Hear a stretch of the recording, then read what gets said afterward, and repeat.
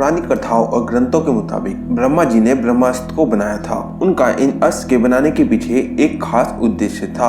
वे चाहते थे कि सृष्टि में सभी कार्य नियम से हो और नियंत्रण में रहे। ब्रह्मा जी ने इसी उद्देश्य से सहारक ब्रह्मास्त्र की उत्पत्ति की थी। ब्रह्मास्त्र इतना शक्तिशाली होता है कि इसके चलाने मात्र से पृथ्वी और तमाम ग्रहों पर भूकंप आ जाता है। ब्रह्मास्त्र कई प्रकार के होते हैं, छोटे, बड़े और व्यापक रूप से संहारक, इच्छित, रासायनिक, दिव्य तथा मंत्रिक अस्त्र आदि। महाभारत के स्वास्तिक पर्व के अध्याय 13 से 14 तक ब्रह्मास्त्र के परिमाण दिए गए हैं। वेद पुराणों आदि में वर्णन मिलता है कि जगत पिता भगवान ब्रह्मा ने दैत्य के नाश हेतु ब्रह्मास्त्र की उत्पत्ति की। ब्रह्मास्त्र का अर्थ होता है ब्रह्मा यानी ईश्वर का अस्त्र। यहाँ ईश्वर से मतलब है परम ब्रह्म, ना कि भगवान ब्रह्मा।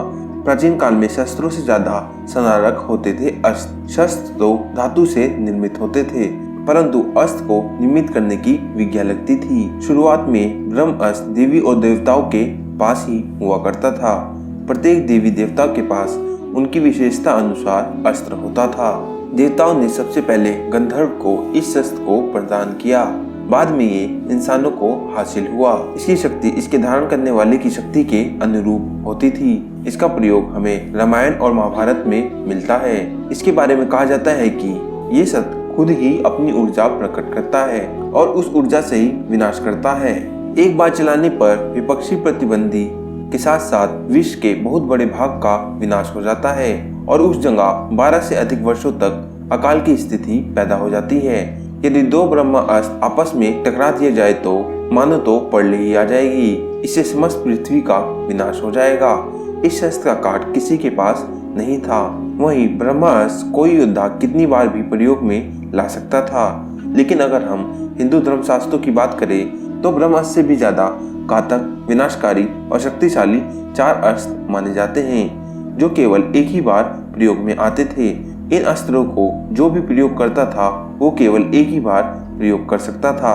रामायण और महाभारत में 1000 से ज्यादा शस्त्र का उपयोग किया गया था। ये सभी शस्त्र अपने आप में बेहद विनाशकारी और घातक थे। आज की इस वीडियो में हम जानेंगे महाशक्ति वाले अस्त्रों के बारे में। तो आगे बढ़ने से पहले अगर आप हमारे चैनल पर नए हैं तो हमारे चैनल को सब्सक्राइब कर दीजिए। नंबर 1, पशुपता अस्त्र। पशुपता अस्त्र का सृजनकर्ता भगवान शिव को माना जाता है। पशुपति शब्द का अर्थ होता है शिव या वो जो सभी जीवितों में भगवान है। पशुपता अस्त्र के सामने कोई भी जीवित या मृत चीज टिक नहीं सकती। यहाँ तक कि भगवान ब्रह्मा के बनाए ब्रह्मास्त्र और ब्रह्मशिरा को भी निकल सकता है।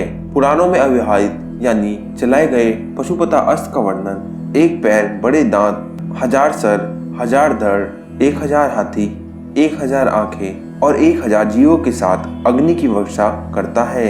ऐसा बताया गया है कि ये अस्त्र 3 लोकों को नष्ट कर सकता था। नंबर 2, ब्रह्मशील शास्त्र। सनातन ग्रंथों की माने तो ब्रह्मास्त्र से ब्रह्मा जी के एक मुख को प्रदर्शित करता है। वहीं ब्रह्मशिरा या शमशीर शास्त्र भगवान ब्रह्मा के सभी मुखों को प्रदर्शित करता है। 4 सिर को प्रदर्शित करने वाला ये अस्त्र बहुत ही शक्तिशाली बन जाता है।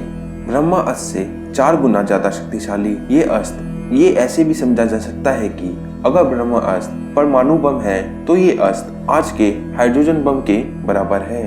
ब्रह्मशिरा के बारे में माना जाता है कि जब भी ये चलाया जाता था तो वहाँ के आकाश से अग्नि वर्षा होने लगती थी। जिस भूमि पर इसका प्रभाव पड़ता था वहाँ कई वर्षों तक कोई फसल नहीं उग सकती थी। इसलिए जब भी इस अस्त्र का प्रयोग की बात आती है तो बहुत ही सोच समझकर इसका प्रयोग किया जाता था। एक बार ये चलाया गया तो अपना काम करके ही मानता था। महाभारत में उल्लेख है कि पांडवों का संपूर्ण विनाश करने के उद्देश्य में विफल होने के बाद अश्वत्थामा ने इस अरसे का प्रयोग उत्तरा के गर्भ में पल रहे शिशु परीक्षित के वध के लिए किया था, परंतु भगवान श्री कृष्ण की कृपा से परीक्षित गर्भ में मरने के बाद पुनः जीवित हो गए थे।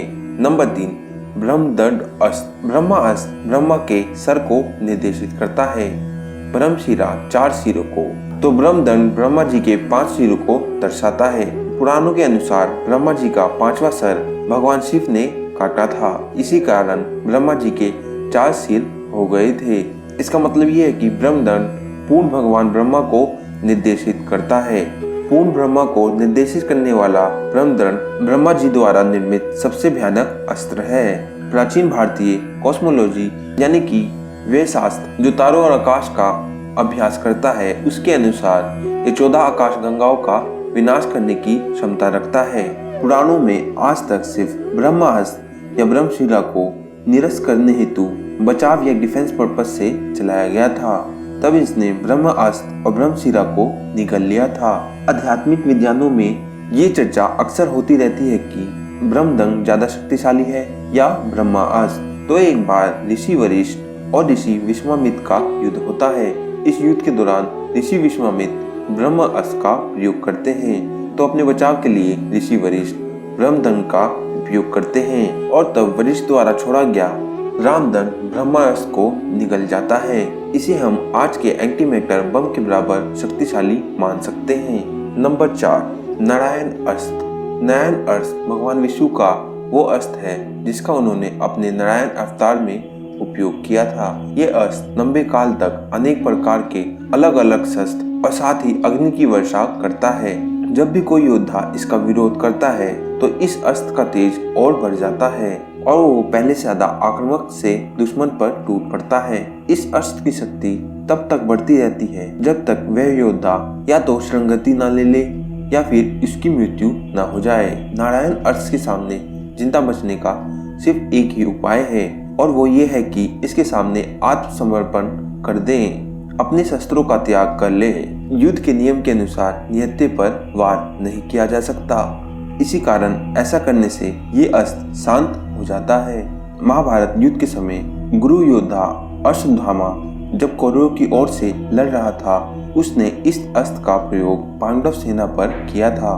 भगवान कृष्ण ने, जो खुद भगवान विष्णु के अवतार है यानी स्वयं नारायण है, उन्होंने पांडवों को तब समझाया था कि अपने हथियार नीचे आकर इस अस्त्र को आत्मसमर्पण समर्पित हो जाओ। यही एक उपाय है इससे बचने का।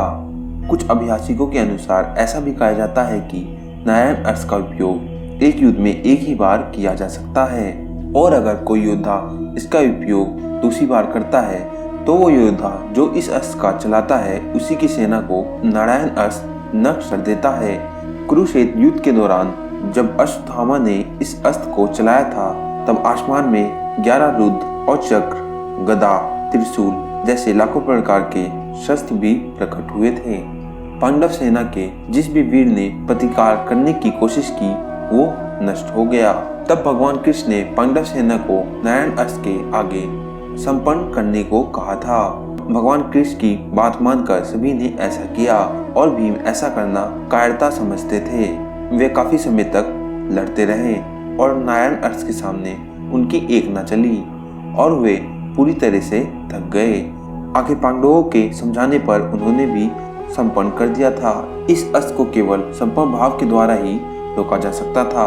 अगर इसे रोकने के लिए कोई गलती से भी दूसरा अस्त्र चला दे तो भयंकर विनाश निश्चित था, साथ ही साथ ये उनका भी विनाश कर देता।